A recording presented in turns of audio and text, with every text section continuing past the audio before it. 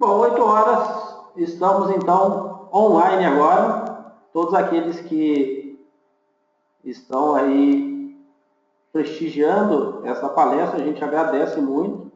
Então, eu sou o professor Gerson Pérez Batista, falo aqui da redação do Clube Xadrez Online em São Sebastião do Paraíso, interior de Minas.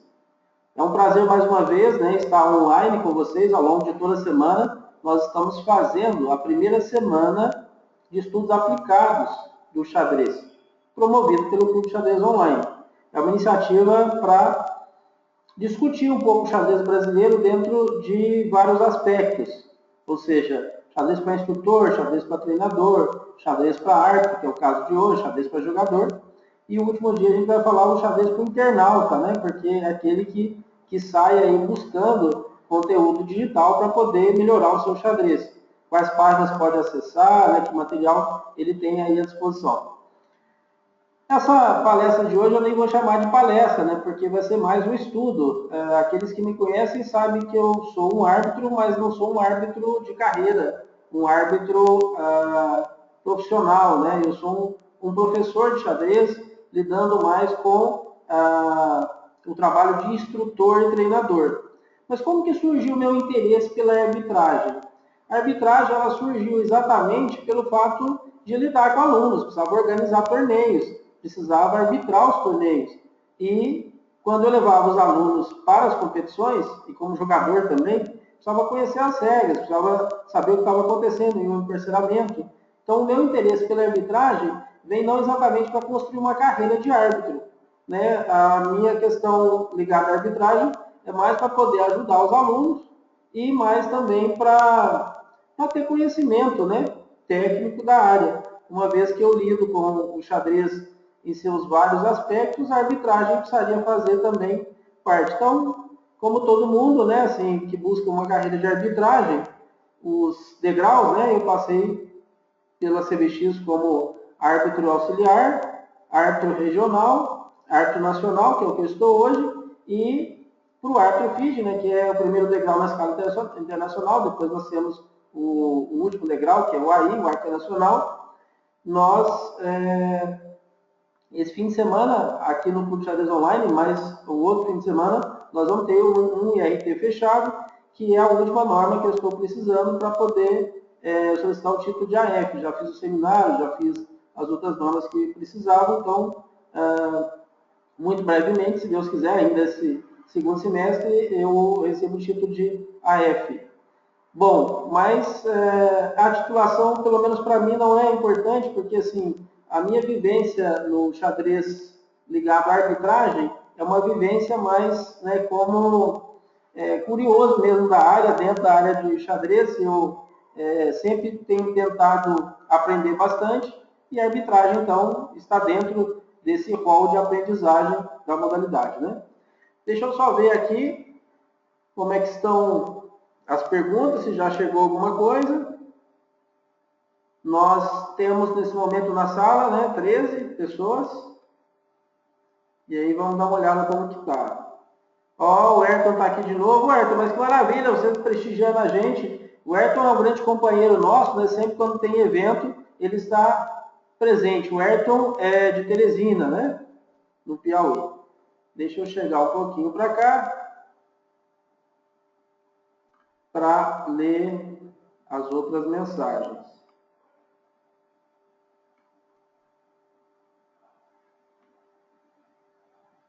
Vou ampliar aqui o meu quadro para poder ler as mensagens. Então, o Ayrton está falando um oi aqui por enquanto. O Ayrton, Luiz Henrique. Quando posso exigir empate? Ô, Luiz Henrique, você é animado mesmo. Ontem eu mal comecei a palestra e você já tinha pergunta. A gente nem tinha tema ainda. Você já estava fazendo pergunta. Muito bom. Esse moço é proativo, é muito animado. Repetição de posição por três vezes, né? Quando posso exigir empate? Ok. Luiz Henrique de novo. Tem mais uma pergunta dele. Vamos lá. Adiante perguntas. Quando é correto oferecer empate? E na sua vez de jogar? Beleza, já temos perguntas aí. Mas as perguntas, depois eu vou explicar como que a gente vai conduzir o processo. eu vi que estavam inscritos outros árbitros, né? Já que era uma palestra para árbitros, há outros árbitros, inclusive, com conhecimento muito maior que o meu, uma vivência muito maior que a minha em arbitragem. Né? A gente vai pedir até ajuda aí do pessoal para poder responder. Né? Então, quem mais que mandou um oi aqui? O Carlos Alberto Lopes. Seja muito bem-vindo, Carlos. Que bom que você está aqui com a gente. Então, por enquanto, foi só um oi, né? Que a gente está começando agora a palestra e nós temos já duas perguntas do Luiz Henrique. E nós temos aqui a Vanessa Rodrigues falando olá. Muito bem, Vanessa. A Vanessa vai fazer curso de arbitragem no mês de agosto e já está de olho aí, né? Como é que se conduz essas questões ligadas à arbitragem. Bom, então, a ideia dessa palestra não é exatamente uma palestra, e sim discutirmos algumas coisas relacionadas ao xadrez e arbitragem, né? De início, eu vou fazer uma explanação sobre como que eu vejo a arbitragem brasileira, porque, felizmente, né, eu vivi muitos torneios. Em 22 anos jogando torneios, eu joguei cerca de 600 torneios. Então, assim, é muito tempo, né, mais de 2 décadas, convivendo com a arbitragem, né, árbitros ainda em início de carreira, árbitros muito mais experientes, né, sempre, então, tendo contato com o pessoal da arbitragem, mesmo sendo jogador. E também levei muito aluno para torneio, sempre tendo contato com a arbitragem também. E eu me sinto privilegiado pelo fato de estar no Clube Xadrez Online, que nós recebemos muito, mas muito contato mesmo aqui, de árbitros do Brasil todo. Mas não exatamente para a questão de arbitragem, que é um ponto que eu vou tocar depois.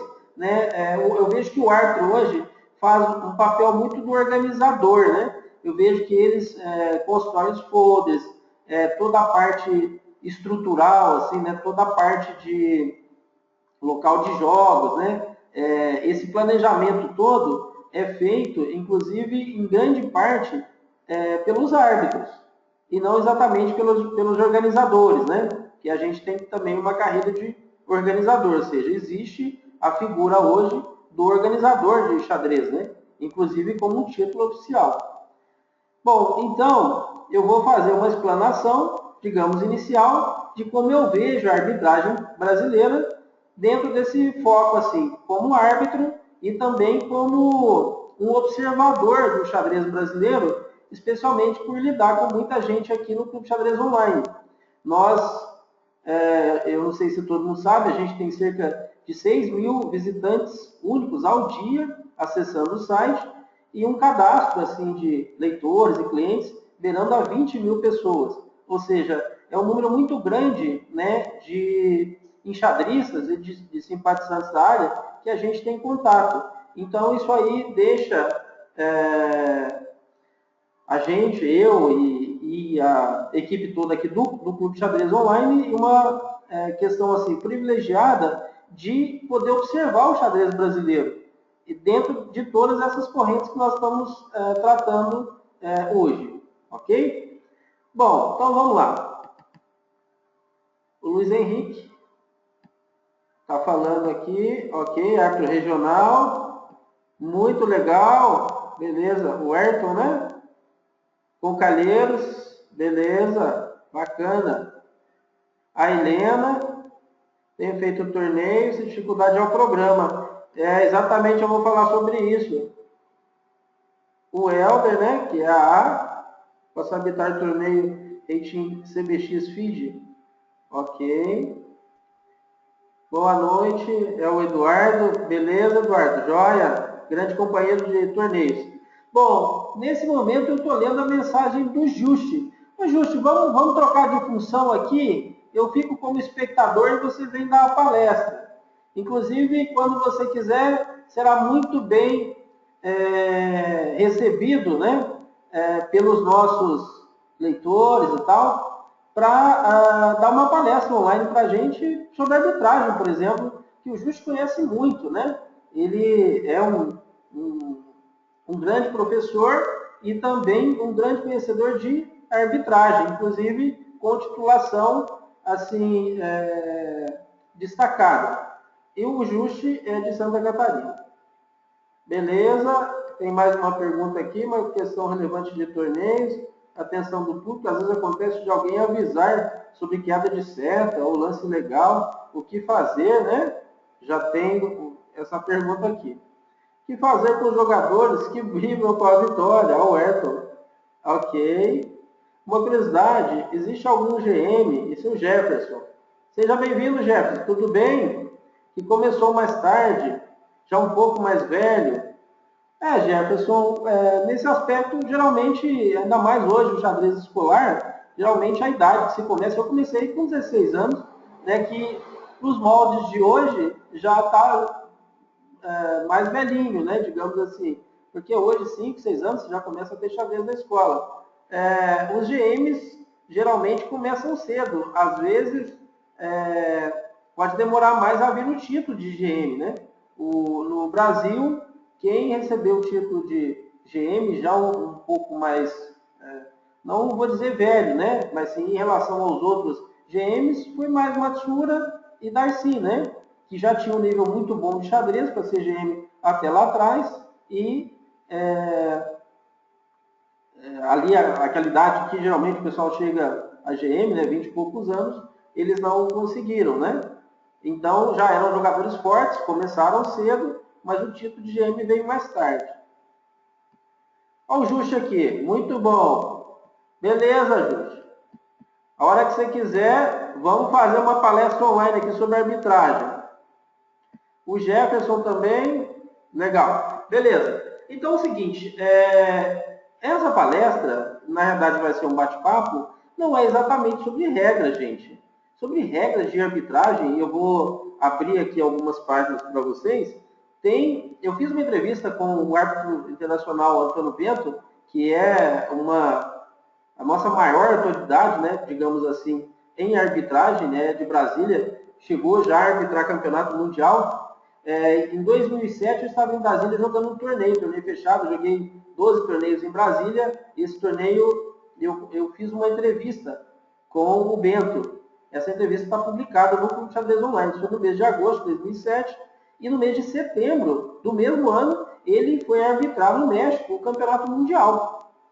Então, falamos, né, sobre esse mundial, sobre arbitragem em geral. Então, o Bento, nessa época, já estava colecionando 150 perguntas, aquelas questões de arbitragem que a gente vê na CBX, que está por volta de 140, não tem todas ali.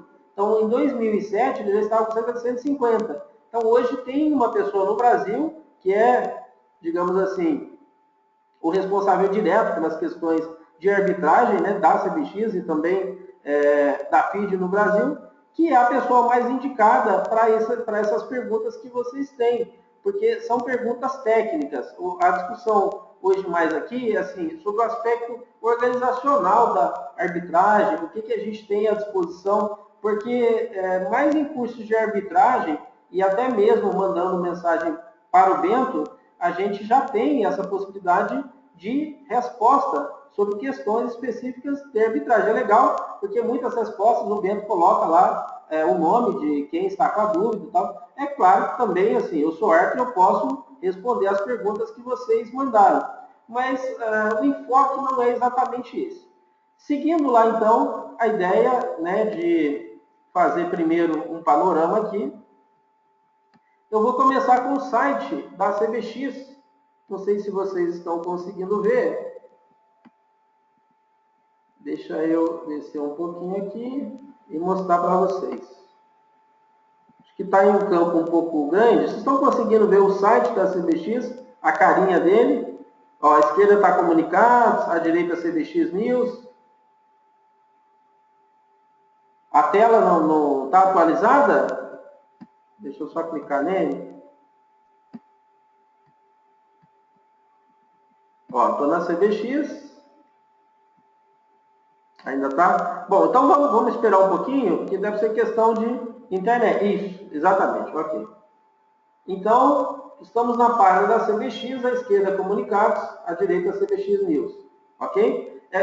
porque deve ter algum delay, né, em relação à internet. Eu vou mudar aqui, vai demorar um pouquinho. Quando a gente está assistindo o Jornal Nacional, também tem isso, né? Alguém vai fazer a pergunta, o repórter demora um pouquinho, porque exatamente tem um tempo para chegar.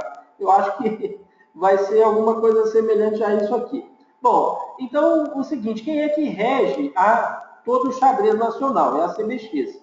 E aí, se vocês olharem no canto mais à direita, nós temos uma busca por jogadores, uma busca por árbitros, por organizadores, instrutores e treinadores. Então, hoje a CBX ela regula 5 segmentos. Então, é o xadrez para jogador, para árbitro, para organizador, para instrutor e para treinador. Dentro desses segmentos, então, a CBX é o órgão, digamos assim, maior no Brasil e ela que tem contato com a FIDE. Por exemplo, nós não temos contato com a FIDE, nós temos contato com a nossa confederação. E a confederação, digamos assim, é o intermediário entre nós e a FIDE, né? Os enxadistas brasileiros e a FIDE.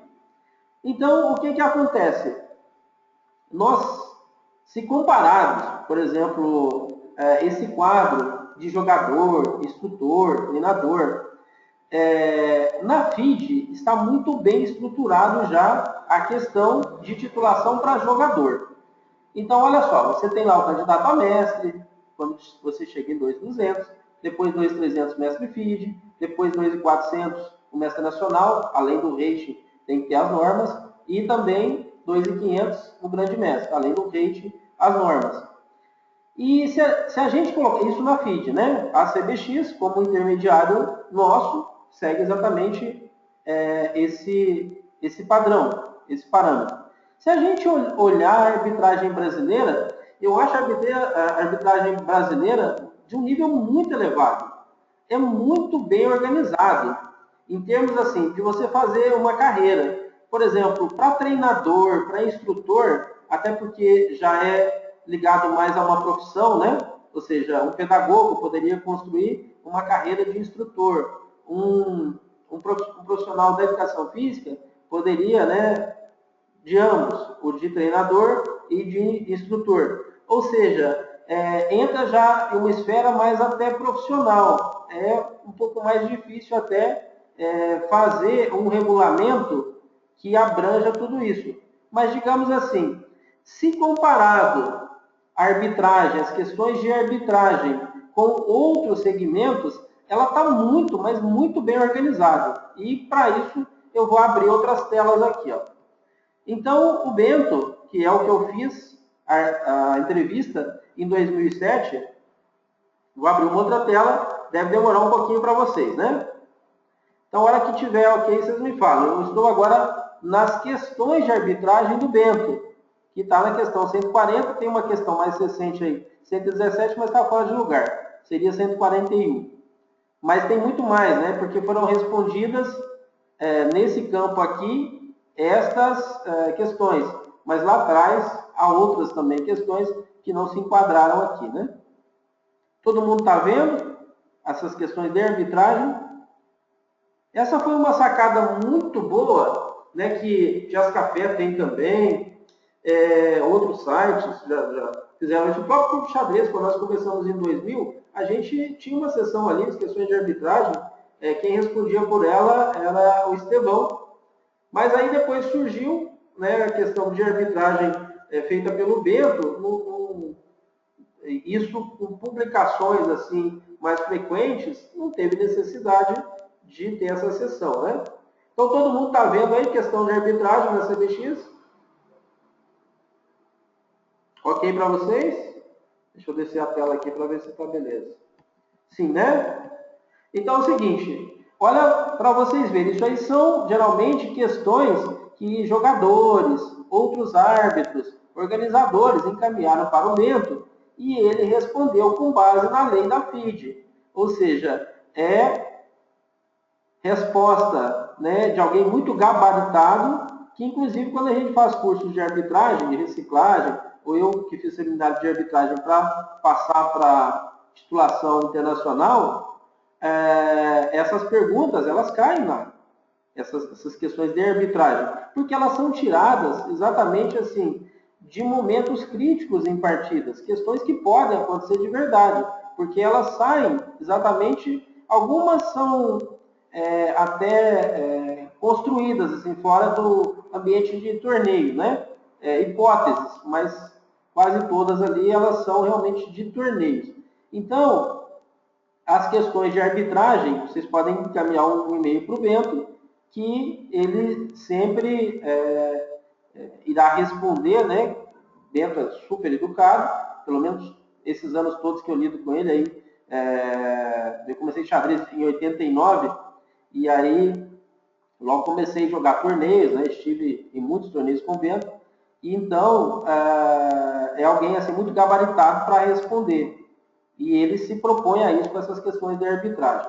Então, para vocês verem que tem alguém se preocupando com a arbitragem nacional. O nosso árbitro top, digamos assim, né, que é categoria A, classe A, o AI Bento, ele tem já meio que um programa de dúvidas para facilitar a nossa vida como árbitro. Muita coisa que eu li nessas perguntas, eu tinha dúvida, né? Poderia acontecer comigo. E eu já me adiantei, então, e estudei isso. Beleza, eu vou abrir uma outra tela, aonde nós temos o regulamento de árbitros CBX. Vocês estão conseguindo ver regulamento de árbitros CBX? Ok aí para vocês? Vai demorar um pouquinho, né? Porque eu mudo a tela. Regulamento de árbitros CBX. Alguém me deu feedback aí para ver se está ok, se eu posso seguir. Eu mudei a tela. Também é um material que o Bento fez, está no caderno de encargos da CBX. Aqui ainda não, né? Vamos aguardar um pouquinho então. Deixa eu ver o que vocês me falam. Então, agora sim, né? Beleza, que tem esse delay. Bom, então para vocês verem, aqui é uma estrutura, mas muito arrumadinha. Está muito redondinha essa questão da arbitragem brasileira. Porque você já tem, se tem dúvida, tem as questões de arbitragem. Se você tem alguma questão de regulamento, a própria CBX já te dá. Como que você entra no quadro da CBX? Ou seja, para ser árbitro auxiliar, árbitro regional, árbitro nacional, e para chegar também aos quadros da FIDE. O regulamento de árbitros que a CBX montou responde tudo isso, né? Então, o que acontece? Você tem ali tudo discriminado. O que a gente precisa fazer? Olha só. Vou descer um pouquinho a tela. E aqui nós temos as categorias. Ó. As 5 categorias de árbitros. Então, nós temos o árbitro auxiliar, que no caso é a CBX que aprova, o árbitro regional, também aprovado pela CBX, árbitros nacionais, aprovados pela CBX também, e aí já entra um quadro internacional, árbitro FIDE, né, que esse evento, agora dessas 2 semanas, eu cumpro todos os requisitos para a CAF, e o árbitro nacional. E aí a gente tem as classes também, né? Um AI, por exemplo, tem classe A, classe B e tal. O que acontece? Dentro de cada item desse, nós temos, ó, descendo aqui, esse regulamento, nós temos os pré-requisitos. O que eu preciso fazer para ser um árbitro nacional? Tá vendo? Ó? Idade mínima de 21 anos, né? Conhecimento das leis do xadrez e assim vai. Então, tá vendo que está tudo prontinho. Se eu pego um segmento treinador, se eu pego um segmento instrutor, até mesmo organizador, que já é algo muito mais novo, né? Você não tem uma estrutura fabulosa, fantástica como essa que o Bento montou. Então, realmente, eu sou muito fã da arbitragem brasileira, apesar de não militar exatamente nela, né? Eu não arbitro muitos torneios, né? Geralmente ia jogar os torneios ou levar alunos, mas eu fico assim realmente admirado com a excelência de todo essas regras, né? Esse conjunto de ações que foram feitas para você ter uma estrutura muito bem organizada. Bom, vou mudar a tela de novo. e vou passar aqui. Eu vou passar para o xadrez EAD, ver se vocês conseguem ver aqui. Xadrez EAD é uma parceria, então, da CBX. Vou descer um pouquinho e vou parar onde precisa aqui. Beleza. Ó, é uma parceria da CBX com a Farese, né? E alguns profissionais da área. Então, você sai com um certificado emitido, né, pela CBX e emitido pela Farese, né? Que é a faculdade lá do Espírito Santo, Santa Maria de Itibá, aonde é a sede da CBX. Tem perguntinha aqui. Quando a tela atualizar, vocês me falam.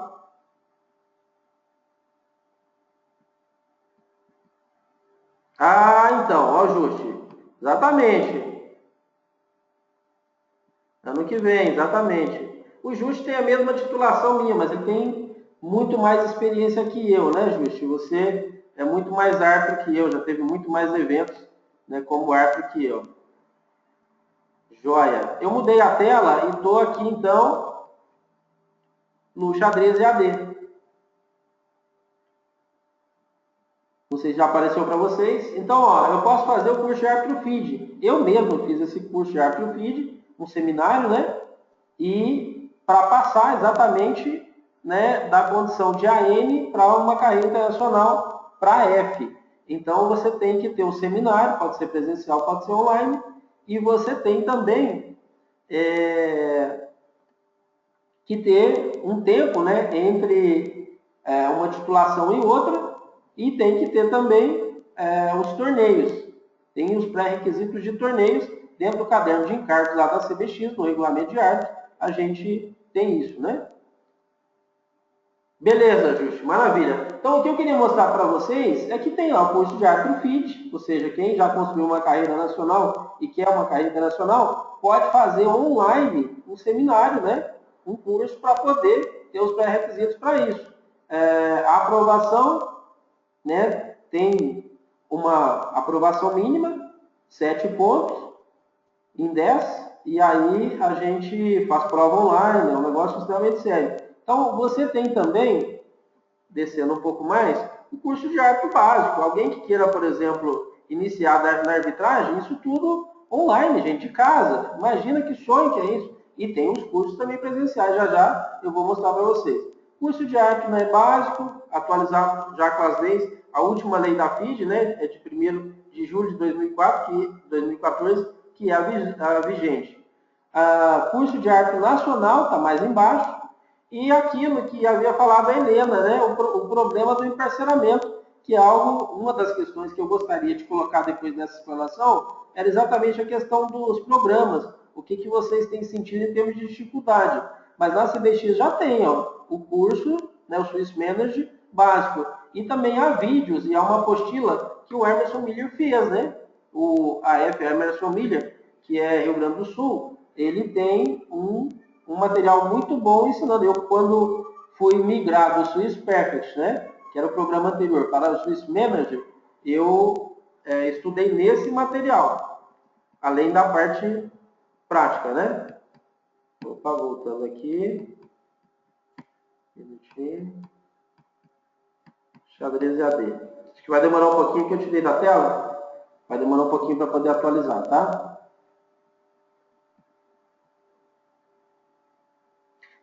Legal. O Justo está dizendo que fez um curso com o Miller, né? O de Swiss Manager. Muito bom. Então, olha só. Curso de árbitro de xadrez para eventos sociais e escolares. Nós temos também, né?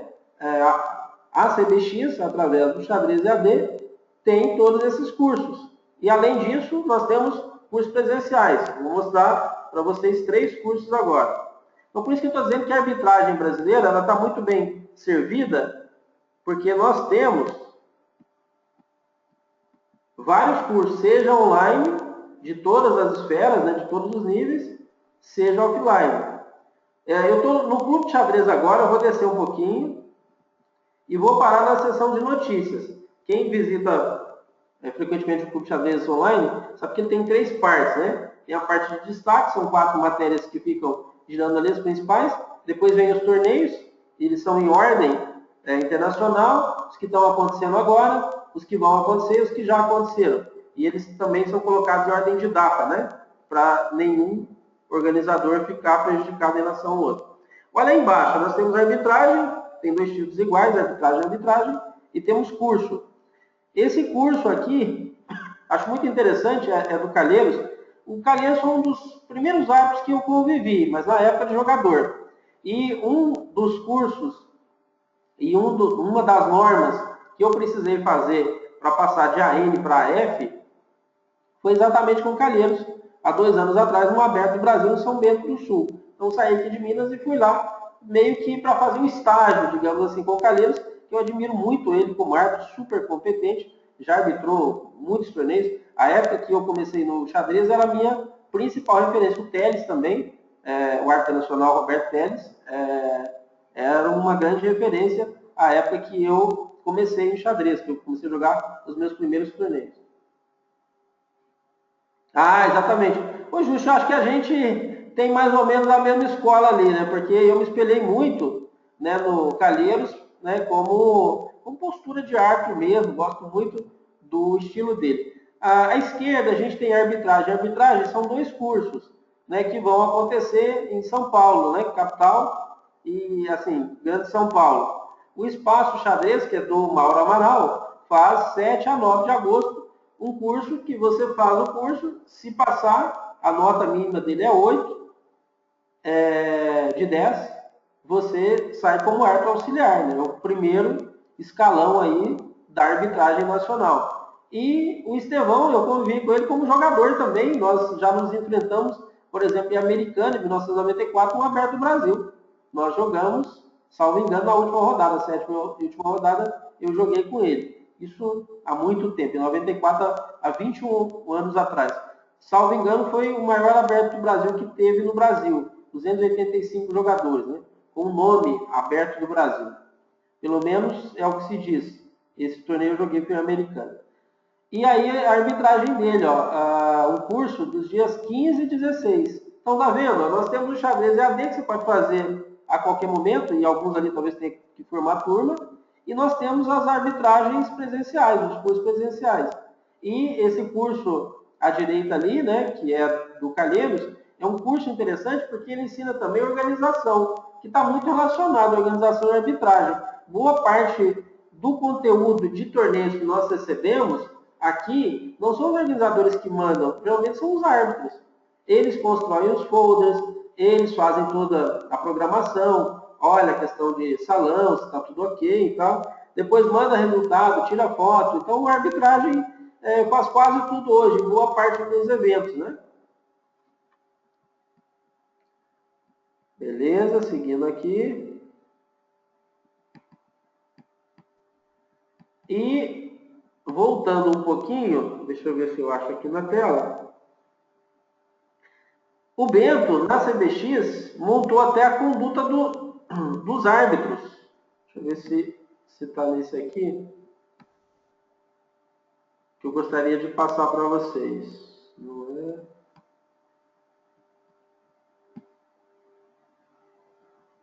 Bom, mas é só olhar lá, né, na página oficial, né, na CBX, que vocês vão encontrar. Então é o seguinte, tudo de aspecto técnico de xadrez, se vocês estão com dúvida, tem onde resolver. Se vocês estão com dúvida, assim, de alguma questão de arbitragem que ocorreu no torneio, se vocês têm dúvida na questão de regulamentação, como é que eu ingresso na arbitragem, como é que eu subo, né, de categoria, já está tudo regulamentado. Quantos torneios que você tem que ter, a idade mínima, o que você deve conhecer.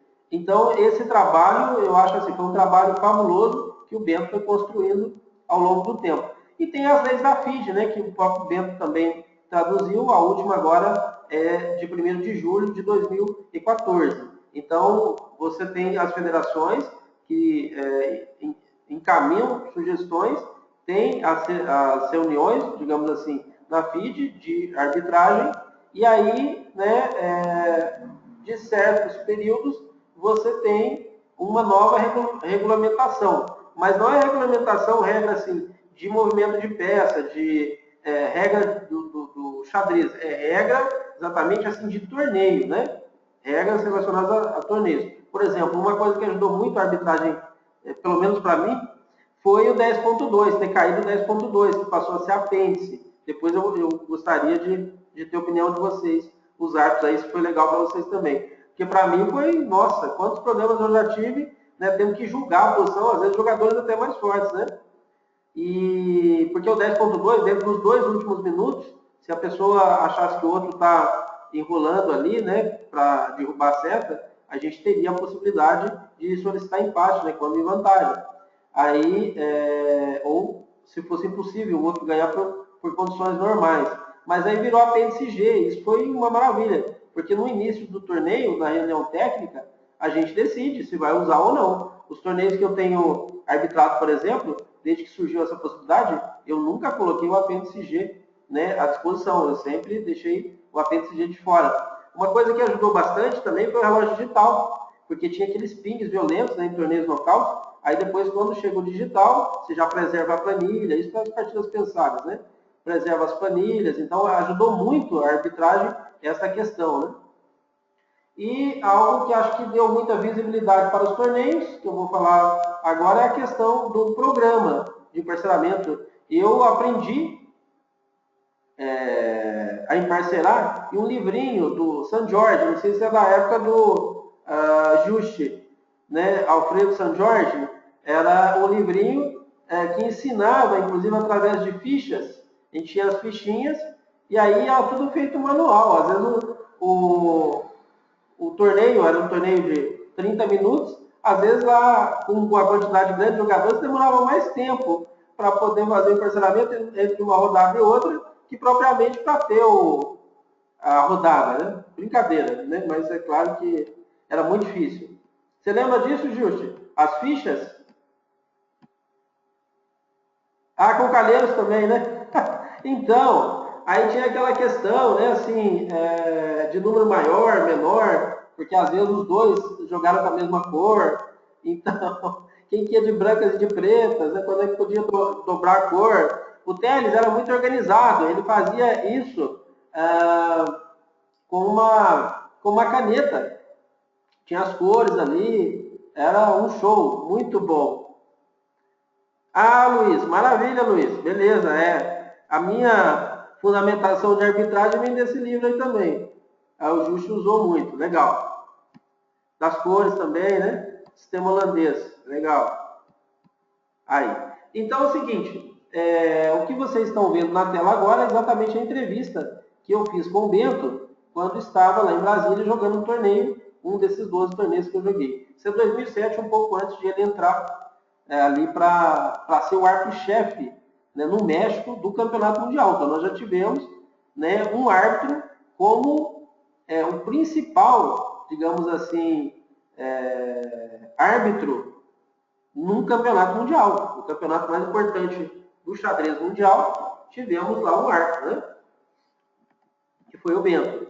Isso em 2007. Em 2005 a gente teve também um árbitro. O Herman Klaus, a gente está acostumado de vê-lo jogando torneios, né? É um mestre nacional muito forte, com status de GM, pelo conhecimento que ele tem. Mas em 2005, na Argentina, o torneio que ganhou, o Topalov, ele foi árbitro adjunto. E o árbitro adjunto, assim, exerce função importante, né? Porque ele ali, ele toma a frente, ele, né, está o tempo todo ali no salão. O árbitro-chefe, né, quando dá um problema, e realmente vai ser um grande problema para ele resolver, né? Mas o árbitro adjunto tem função muito importante também nesses grandes torneios. E nós tivemos árbitros que, a cada Olimpíada, né, que acontece as Olimpíadas de Xadrez a cada 2 anos, nós tivemos árbitros que foram para a Olimpíada, né? Arbitrar a Olimpíada. Então, a cada Olimpíada nós temos árbitros brasileiros sendo convocados, vão aí junto à equipe masculina e feminina do Brasil que vai jogar o torneio, vão geralmente árbitros também para integrar a equipe de arbitragem e a Olimpíada, que é uma experiência fabulosa, né? Então, realmente, a arbitragem brasileira ela é muito cotada e o Bento, né, é esse principal representante. Bom, agora eu gostaria de entrar na questão de programas. Eu sou lá do Suíço, não sei se o Justi lembra, Suíço 46, depois Suíço 48.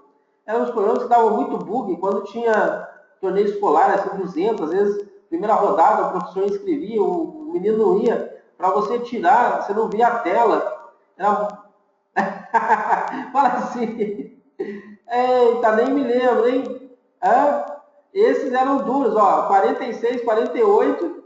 Aí depois que ficou bom, né? Que aí veio o Perfect. O Perfect a gente pode baixar, tem a versão de avaliação, é swissperfect.com. Muitos usam, por exemplo, no curso que vai ter agora 15 e 16 do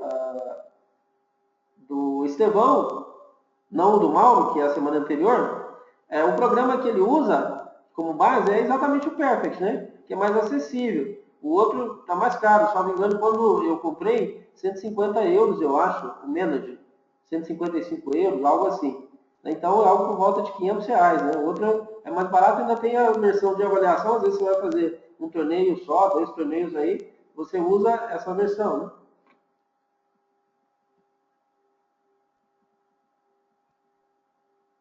Ah, tá. Esse não. Eu sempre trabalhei 46, 48, o Perfect e o Manager. Agora, gente, o Manager, olha, eu vou contar uma coisa para vocês. O Manager dá trabalho para a gente. Isso, exatamente. É porque você já tem uma página à disposição, né? Faz tudo. Você pode colocar foto, pode colocar partida. Então, eu vou abrir uma tela agora do Chess Results, que é onde se publicam os torneios. Bom, então aqui, só para fechar, ó, Campeonato Mundial de 2005, que foi a Argentina, nós tivemos lá o Herman. Agora eu estou mostrando na tela o de 2007, que foi no México, que venceu a Nandi. E então foi o Bento o árbitro.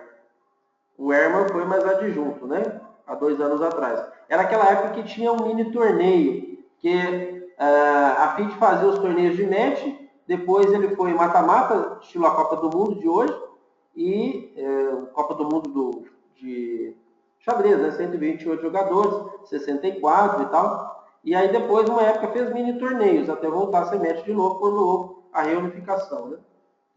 Então agora eu vou passar para vocês.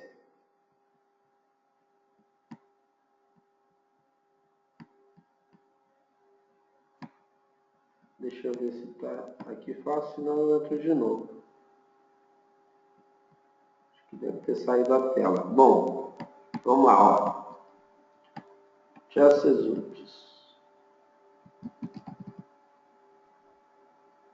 Já vai entrar para vocês a tela, tá? O Chess Results é onde nós publicamos os torneios.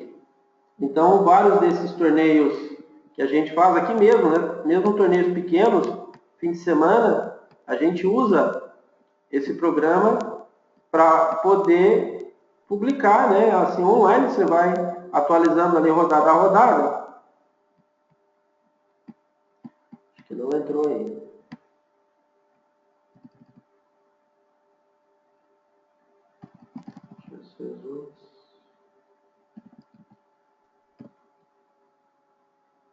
Tentar mais uma vez, se não der, depois vocês entram. É chess-results.com.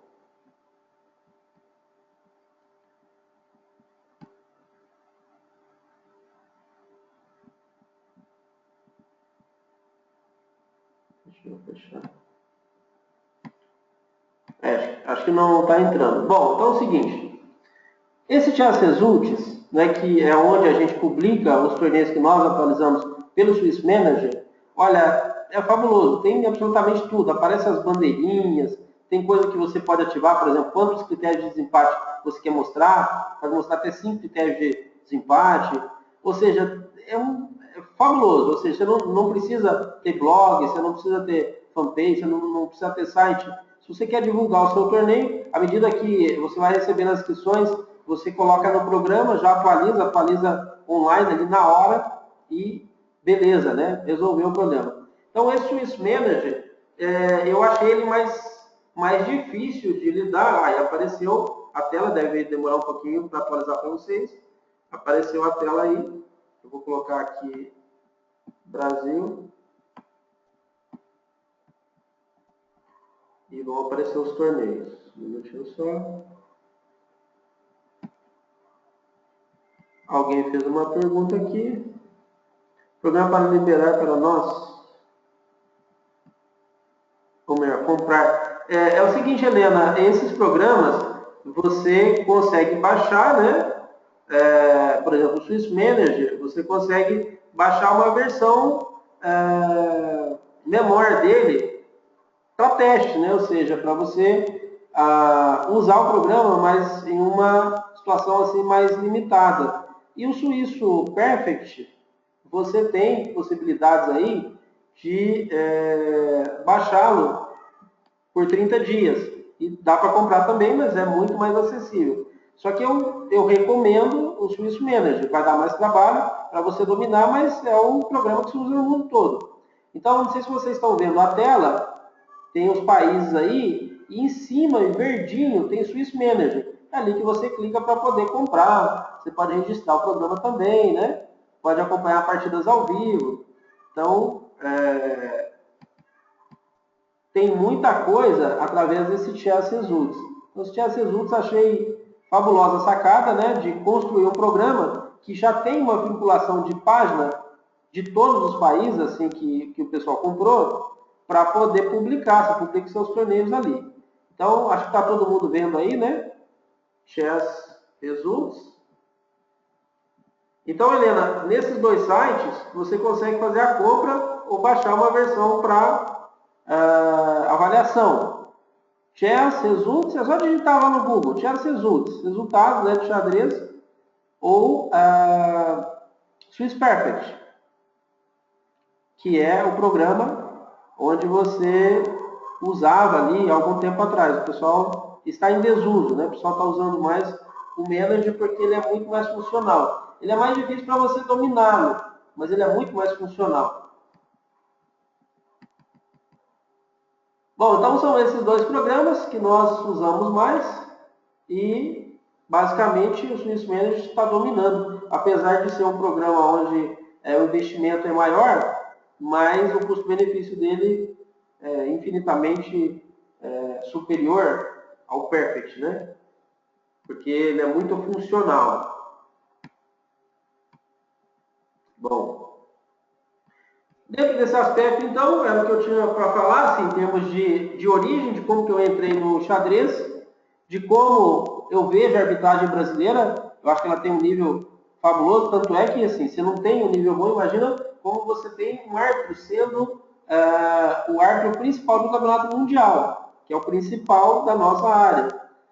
Como você tem um árbitro brasileiro sendo árbitro adjunto no outro mundial. Como você tem árbitros assim arbitrando Olimpíada, como você tem fazendo parte do quadro de arbitragem da FIDE, ou seja, o Bento faz parte do quadro de arbitragem da FIDE, né? Ou seja, como se fosse lá um conselheiro, digamos assim, para a questão de arbitragem.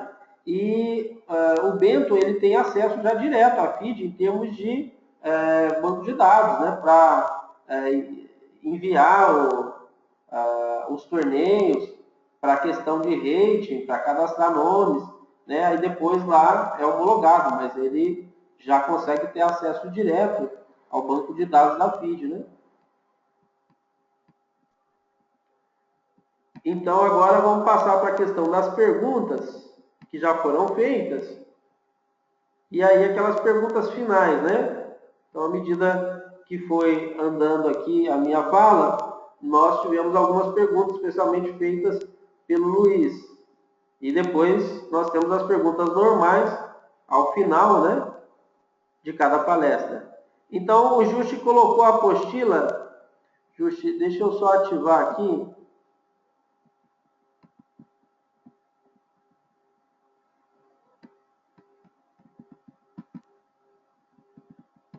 Deixa eu só ativar a sua apostila.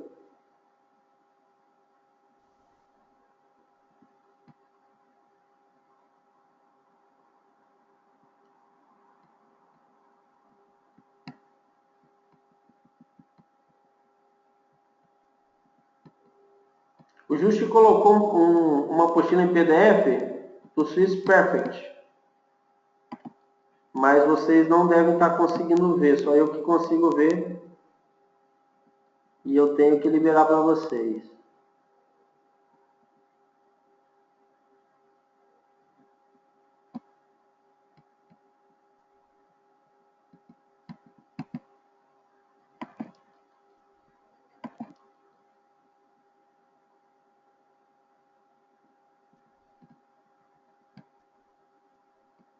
Apareceu aí para vocês? Eu liberei aqui. Sim.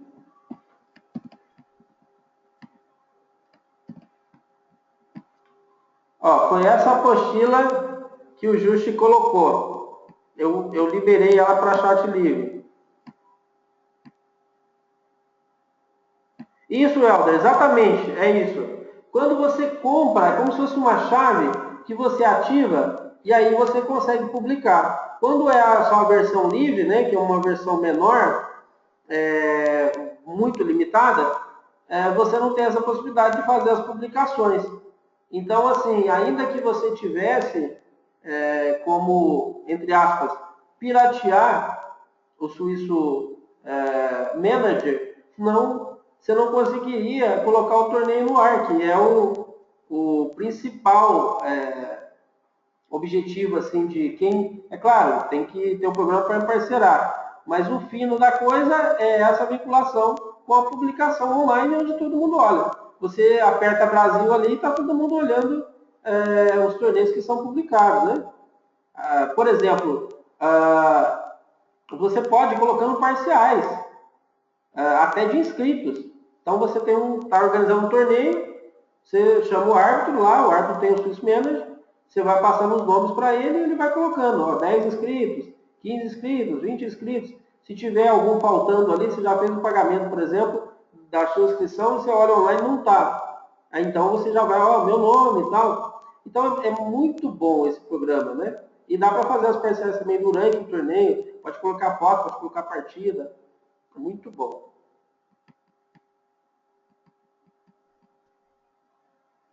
Isso, Xuxa, beleza. Ok.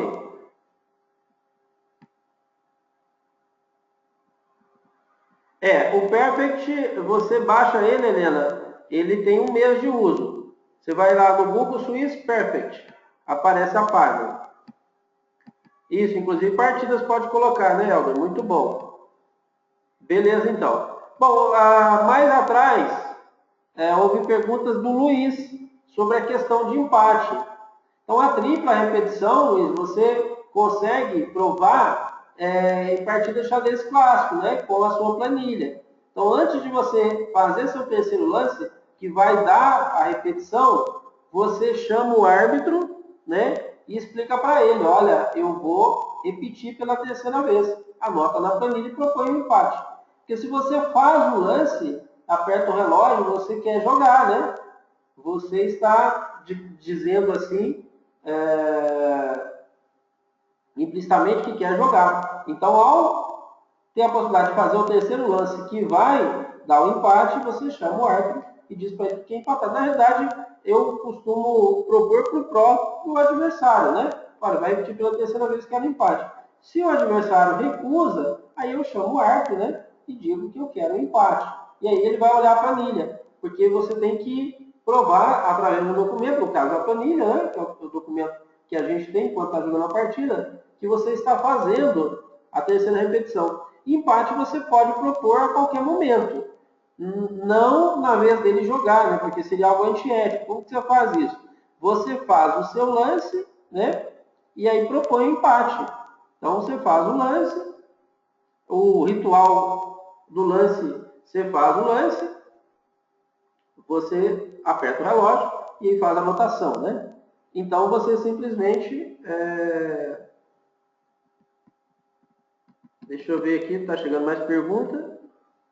O lance legal do xadrez clássico, a Rejane, é válido para após acionar o relógio.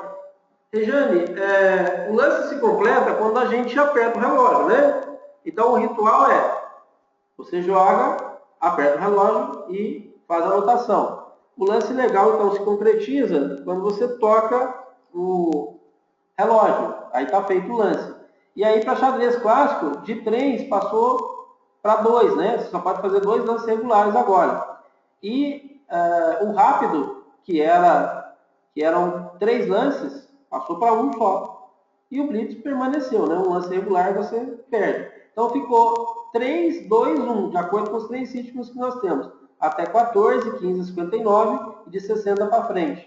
Que define os ritmos aí do xadrez clássico, do xadrez rápido e do xadrez blitz.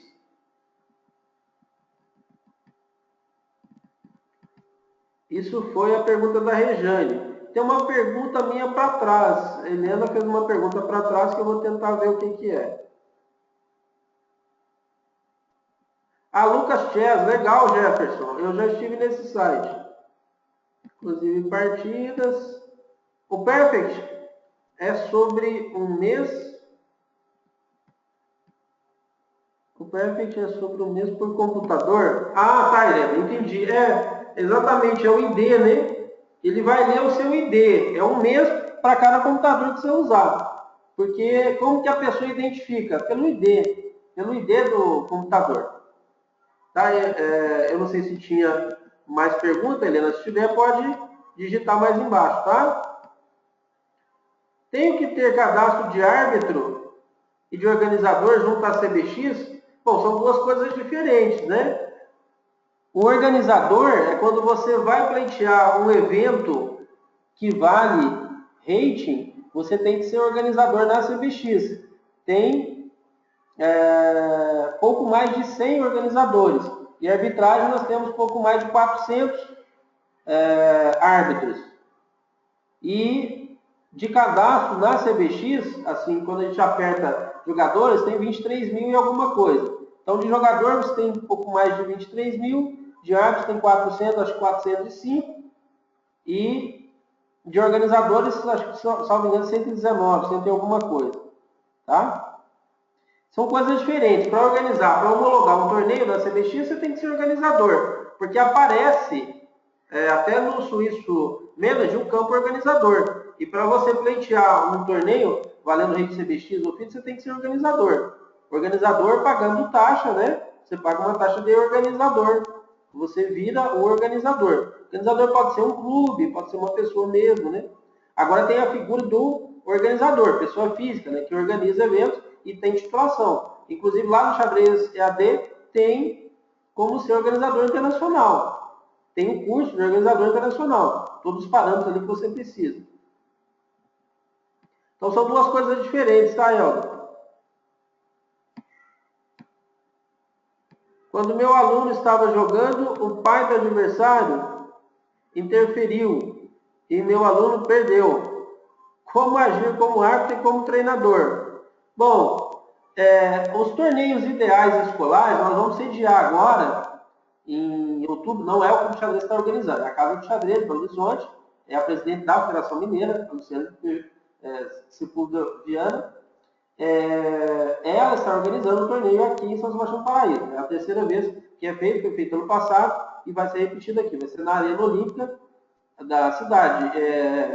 As pessoas que vierem ou que olharem fotos depois, os torneios escolares, eles são isolados, né? Você tem uma faixa, aquela faixa que isola, e só os jogadores ficam dentro do salão, para exatamente evitar esses problemas de interferência de pai, ou de treinador, ou de suposta interferência, né? Porque, às vezes, um pai está em um torneio aberto do Brasil, muitas vezes, por exemplo, você tem acesso livre para ver as partidas, né? Para poder acompanhar, e às vezes um pai está levando uma água, outro pai vê aquilo, acha que está passando alguma mensagem, né? Alguma coisa, algum lance. E, na verdade, está levando uma água. Então, tem a suposta intervenção, que, na verdade, não é intervenção nenhuma. Mas, para evitar isso, os torneios de menores, especialmente os torneios escolares, é colocado um isolamento. Você isola o ambiente dos pais e treinadores. Então, fica só arbitragem e jogador, tá? Para evitar exatamente esse problema. Ok? Tanto para o treinador deve fazer ali uma reclamação formal, né? para a organização, junto ao árbitro e para a organização do evento, do fato, né? E aí pode ter algum julgamento ali. E como árbitro, né, você não pode deixar, né, pai assim interferir, né? Tem a questão das penalidades previstas mesmo. Você pode advertir, pode expulsar, né? Inclusive a pessoa do salão. Nas leis da FIDE e nas perguntas, inclusive, aquelas questões de arbitragem, há perguntas relacionadas a isso, né? Essa intervenção, alguém acusando seta, por exemplo, o que eu faço? Então, nessas questões já foram abordadas isso. Deixa eu ver se tem mais coisa aqui. Diversas vezes o manager cai, fecha sozinho. Já atualizei a versão e o problema costuma acontecer novamente. Você tem informação sobre isso? Tenho, no meu computador, inclusive. O meu computador está com esse problema, viu, Fernando? Fernando é um grande amigo nosso, né? Fernando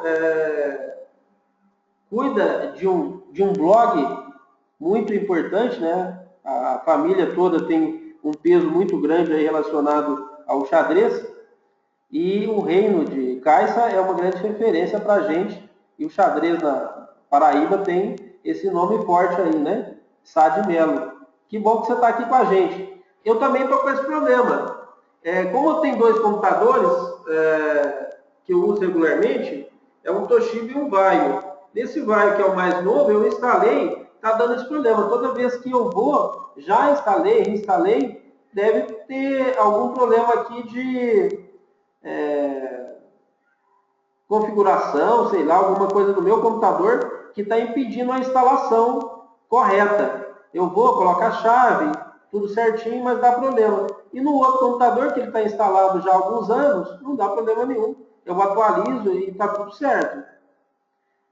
Né? Então, no Vaio, o mesmo programa não funciona. Ele fecha. E no Toshiba, ele funciona. Aí eu pego o Toshiba e levo para os torneios. Mesmo sendo um computador mais velho. Então, comigo está acontecendo isso. Eu não consegui resolver, não. Ah, legal, Justi. Fala pra gente como é que aconteceu. Ó, o Justi está falando sobre o festival da criança de Santa Catarina. E aí, deixa eu ver o que ele falou aqui.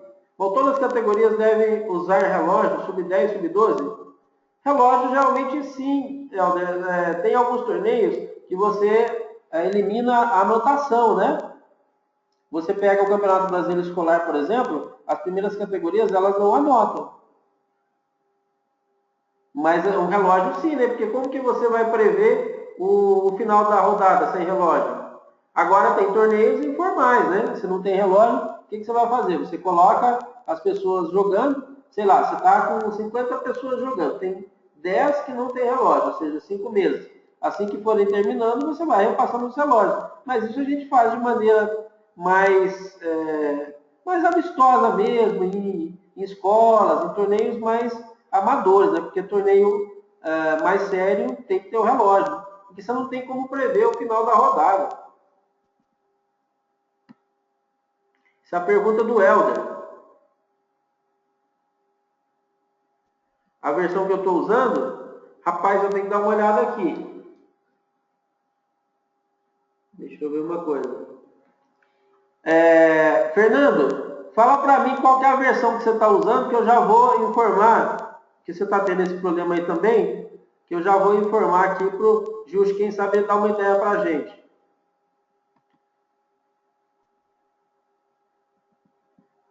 Aí é só digitar aqui que eu vejo e já repasso. Bom, tem mais uma pergunta. Estando o rei em xeque e o jogador toca uma peça que não defende, cometendo assim uma ilegalidade. No entanto, ainda não acionou o relógio. Será considerado lance ilegal? Se sim, onde fica a questão da peça tocada e peça jogada? Justi, quer responder essa para mim? A Rejane pergunta o seguinte, deixa eu pegar a pergunta dela aqui e colar, porque aí nós temos outros árbitros, e aí nós vamos, aí depois que o pessoal falar, eu tenho a minha visão disso aqui. Vou colar a pergunta da Rejane, que é a nossa colega aqui que está prestigiando. Ó, acabei de colar, tá? E aí, vamos dar alguns pitacos aí, seus árbitros, e depois eu dou o meu pitaco final.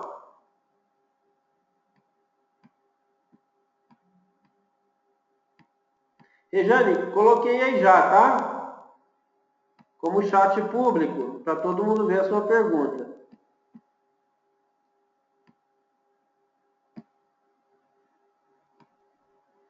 Beleza, Eduardo? Eduardo tá indo já, nós também estamos encerrando, tá?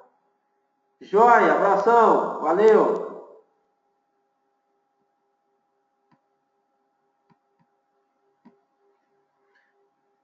Justo, o Fernando tá vendo a versão dele, tá? Ó, 11.0.0.122. Então, 122 o final. 11.0.0.122. Quem quiser dar algum pitaco aí sobre a pergunta da Rejane.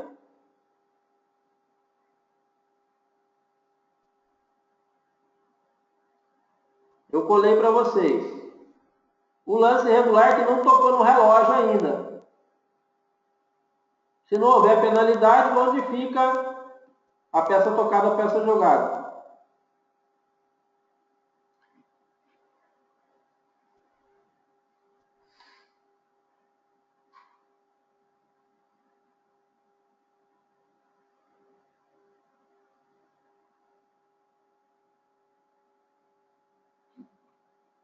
Vamos lá, estou olhando aqui. Não ouvi. Juste, 11.0.0.122. É o do Fernando. 11.0.0.122.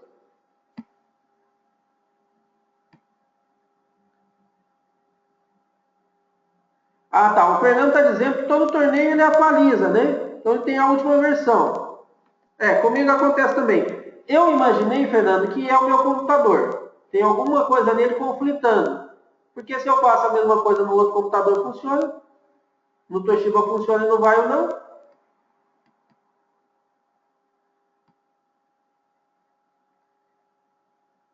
Helder, o Manager, você pode instalar em vários computadores, tá? Ele não vai olhar o ID, não. É porque ele tem a chave, né? Ele vai olhar a chave. A Rejane deu um ok.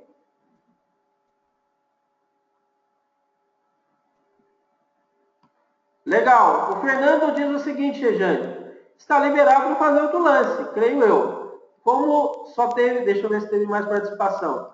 Jogada é legal. A Helena falou que é considerado jogada legal. O Justo falou, beleza. Boa noite, obrigado, Luiz, valeu. Atualiza para o Switch Manager. Unicórnio versão Windows XP e nunca 05. Deixa eu pular isso aqui, né?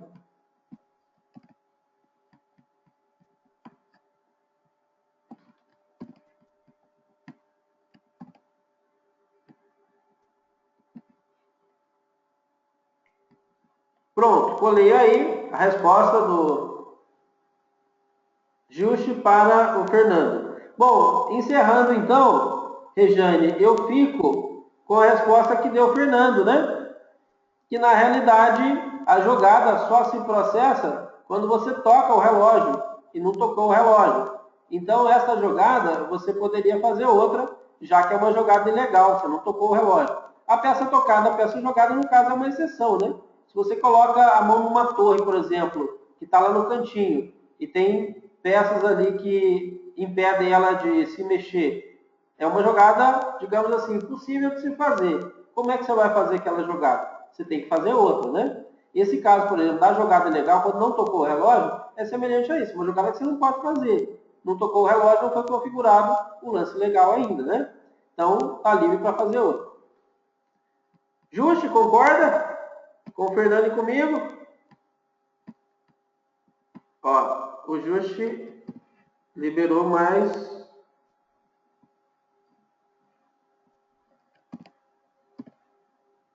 um arquivozinho. Estou colocando aqui.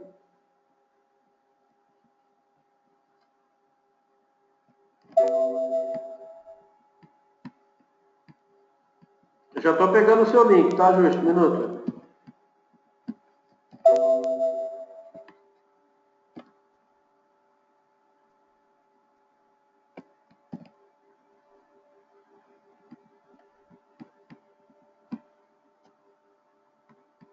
Pronto, colei, já vai aparecer aí. E aí nós temos aqui o lance legal, só se concretiza com o acionamento do relógio. Como a obrigatoriedade é livrar-se do cheque, então não pode haver punição se o jogador observa que o movimento que ele faria não tira o seu rei do cheque. Exatamente, Ayrton. Beleza, exatamente isso que falou o Fernando, que eu também penso, e que o Ayrton também pensa. Tá, Rejane? Então, no caso, ele está ali para fazer outra jogada, que não tocou o relógio. Tocando o relógio, configura lance legal.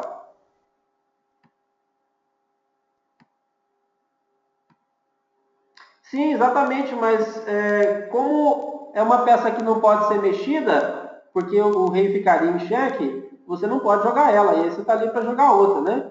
É como se fosse uma exceção à regra, porque como que você vai jogar com a peça se não pode, né? Ficaria em xeque. Você não tocou o relógio, então a peça tocada, a peça jogada não vale, porque você não pode jogar com a peça. Semelhante a esse exemplo que eu falei, você tem uma torre lá cercada no cantinho e toca nela, mas você não tem como jogar com aquela torre, porque ela está cercada. Então, vai ficar livre para jogar com outra peça.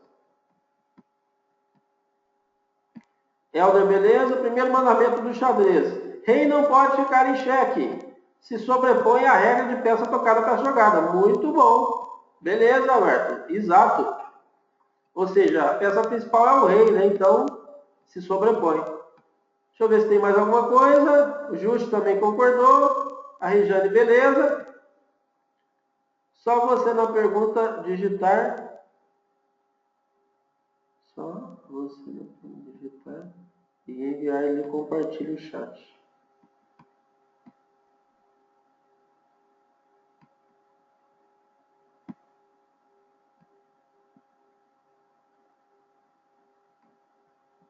Sim, eu estou fazendo isso, exatamente. Eu clico na pergunta, né? Depois está aparecendo no chat.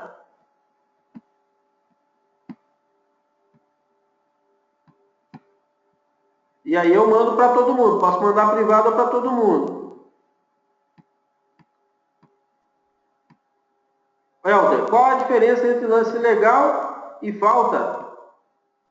Um lance ilegal é aquele que vai ter a penalidade, né? Você tem a advertência. A advertência, ela pode ser até em campo ético. Eu não sei se é isso que você está falando sobre a falta, né? O lance legal é o lance que faz perder a partida quando você está no ritmo de blitz ou rápido. E dois lances legais quando você está no ritmo clássico. Falta, às vezes, pode ser até uma advertência, né? Que o árbitro pode te dar. Às vezes você está, por exemplo, balançando na cadeira e aí está mexendo a mesa, está atrapalhando o seu adversário pensar. Aí o adversário reclama, o árbitro pode penalizar você, pode fazer uma advertência. Acho que nesse aspecto você está falando de falta, né? Creio eu. Helder, agora se cobrir o cheque, tem que jogar com ela. Isso, claro. Se tiver jeito de cobrir, né, a peça tocada, a peça jogada valendo, ainda que você perca a dama, tem que cobrir, tá certo? Beleza. Moçada, então é isso, chegamos ao final. A ideia, vocês viram que era um bate-papo, era fazer algumas considerações sobre a arbitragem brasileira, que eu acho de uma excelência enorme, né? Gosto muito dos... o pessoal que me conhece sabe que eu geralmente me dou bem, né, com jogadores, com arbitragem e tal, é muito raro assim, ter algum problema. Então, com a arbitragem, sempre eles foram muito cordiais comigo. Nesses anos todos que eu joguei torneio, foi uma convivência muito tranquila, né? Então, tenho muitos amigos na arbitragem e é uma área assim, que eu admiro muito, porque muitos ali deixaram de ser jogadores, né? Para construir uma carreira de árbitro. E carreira de árbitro é difícil. A Fran está com uma pergunta aqui. Opa! E aí, Fran, beleza? A Fran vai jogar um torneio aqui fim de semana. A Fran de São Sebastião do Paraíso. Então vamos lá. O adversário tem o direito de chamar o árbitro. Se na planilha a anotação em algum trecho estiver incorreta, então é sobre a anotação correta dos lances, né? Então, assim, a planilha ela tem que ser legível, Fran. Então, se por acaso não estiver conseguindo ver o lance, o adversário pode chamar o árbitro e ser advertido, pelo menos atualizar a planilha de forma correta, né? Porque já que você é obrigado a anotar seu lance, então você vai fazer só um rabisquinho ali como se fosse um lance, né? Ele tem que ser anotado de forma que se consiga ver. Tem alguns problemas hoje, até essa questão de não anotar direito ou ter problema com a letra, que as partidas geralmente elas são publicadas hoje pela internet, né? Os grandes torneios. E aí, se não tiver uma letra legal, fica até difícil publicar a partida. É claro que isso não é obrigatório, era só algo que um árbitro nacional fez no interior de São Paulo, que eu achei muito curioso, achei interessante ter a ideia dele. Começou o torneio e ele falou o seguinte, a reunião técnica, olha, as partidas serão anotadas. Aqueles que anotarem de forma que eu não conseguir ler a planilha, né, ou seja, que eu tiver dificuldade depois para passar para o Chess Base e gerar o PGN, vai sentar aqui no computador e vai passar a partida toda, vai fazer uma partida lá de 100 lances. E houve casos assim, mas isso de uma forma muito fraterna, muito tranquila, assim, sem impor nada, né? Um torneio importante até interior de São Paulo, mas todo mundo ali amigo e tal. E eu vi colegas, inclusive, sentando lá e tendo que passar os lances, porque a arbitragem não conseguiu entender direito o que estava escrito, né? Então, tem essa questão de a pessoa só fazer um rabisquinho ali, como se estivesse fazendo lance. Aí é diferente, né? De tentar fazer a minha letra, por exemplo. Quem já jogou comigo sabe que a minha letra é difícil de ver. Sabe aquela hora, por exemplo, que você está jogando e aí né, o adversário às vezes perdeu a sequência no tempo dele, ele pode pedir a planilha e pode atualizar, né? Ele olha a minha planilha aí que ele fica confuso mesmo, né? Porque a minha letra é horrível. É que eu descobri que depois que inventaram a digitação, para que a gente vai escrever, né? Só no planilha de xadrez mesmo, né? Que é muito mais fácil digitar que escrever, né? Então, beleza, Fran, é isso, tem que ser legível, né? Quantas vezes o aluno pode chamar o árbitro, Helena? Quantas vezes for necessário. Mas aí, assim, a gente, como árbitro, a gente já sabe os alunos que dão problema, né? Tem aluno que é recorrente, toda hora está criando caso, tem dificuldade, e aí geralmente essas horas tem que ser um pouco mais duro, porque você vê que o aluno está tentando te enrolar, né? Chama lá por nada, por exemplo, mas toda ação que o aluno achar que é algo ilegal, né, que for reivindicar alguma coisa, temos de empate, então não pode chamar o árbitro, não tem nada escrito em termos de quantidade, não.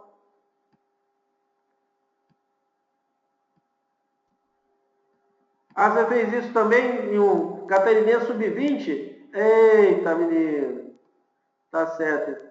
Os americanos usam um pequeno palm top. Ok. Legal. Para poder passar. Mas e essa questão de instrumento, né, assim, tecnológico, digital, em meio ao torneio? Como é que faz, será? Essa pergunta é para o Just, né? Porque ele falou que os americanos usam um pequeno palm top. Ah, ok. Direto no programa, entendi. Ok, beleza. O Diamante jogou um torneio e me mostrou uma foto. Ah, tá, bacana. É, porque aí já fica tudo ali, né? Acho engraçado aquela questão que o pessoal coloca de anotar a partida e tal. Eu sempre fiz duas planilhas, aí termina a partida, tinha torneios ali que o aluno estava tão cansado que a gente tinha que copiar a planilha para o aluno para poder estudar depois, né? E aí, hoje o pessoal pega ali o celular, já tira a foto e pronto, né? Digitaliza a coisa e já vai jantar, já vai pro hotel, já vai almoçar. E aí, às vezes a gente ficava um tempão ali esperando, né? O cara com aquela partida, com aquela planilha enorme, né? Às vezes errava o lance e ficava um tempão para poder reproduzir a partida. Hoje você tira uma foto, né? Ah, com transmissão ao vivo, entendi, Justi, entendi. É porque tem esse aparato tecnológico que é proibido, né? Mas entendi como era feito o processo. Moçada, beleza, então, chegamos ao final e amanhã tem um xadrez para internauta, né? É quase impossível hoje ser enxadrista e não ser internauta, né?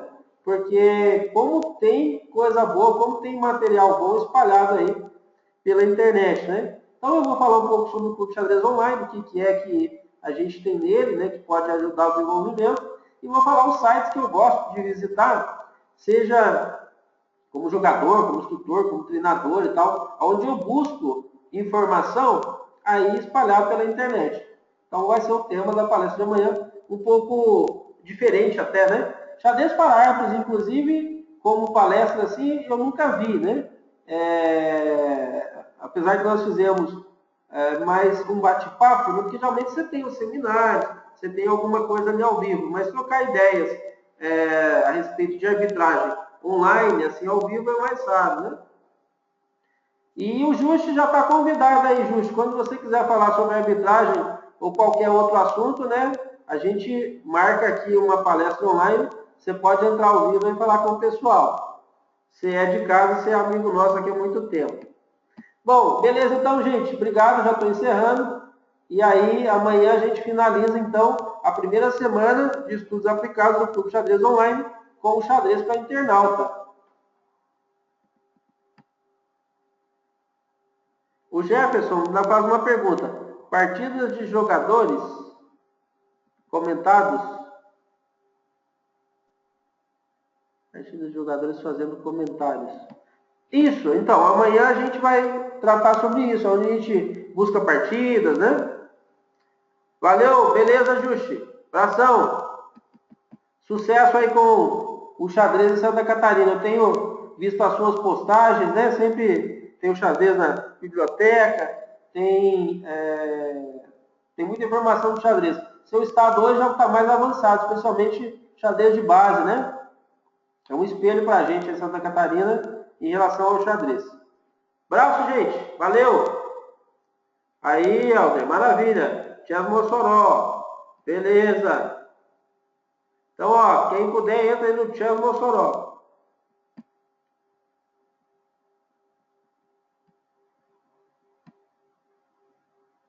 Ah, vídeo aula Swiss Manager. Espera aí que eu vou colocar aqui.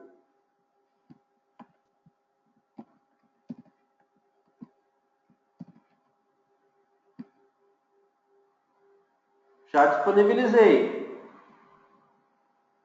Vídeo aula Swiss Manager. Abraço, gente. Já estou fechando a sala. Até mais. Valeu.